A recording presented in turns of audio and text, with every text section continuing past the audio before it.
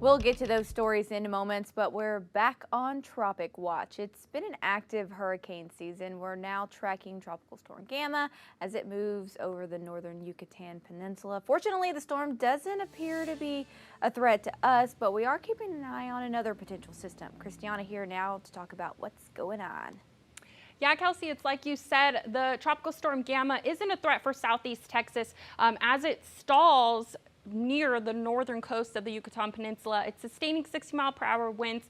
Now, looking at its track, it is a very severe storm. We have tropical storm conditions towards the northern coast of the Yucatan Peninsula as it moves through and stays in the Bay of Campeche into this week. And this will bring heavy rainfall for far western Cuba, for the Yucatan Peninsula, and for portions of southeastern Mexico. Now, for us, what we are keeping an eye out on, these two here, not really a big deal as they encounter some strong upper level winds. They should die down within the next several days.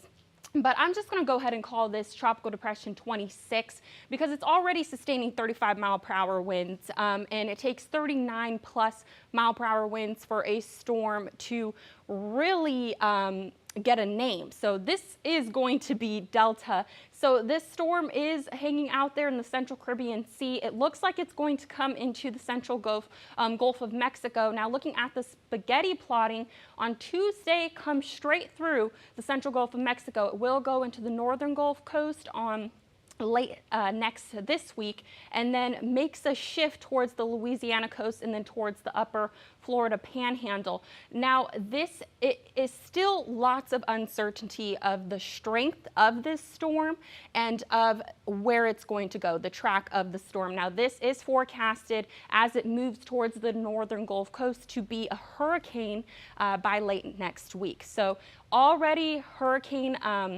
watches in effect for western Cuba and for the Isle of Youth, and then already tropical storm warnings in effect for the Cayman Islands and near those areas. So we will continue to monitor this, and we'll have more for you later in your full forecast about why southeast Texas is a little safe, on the safer side.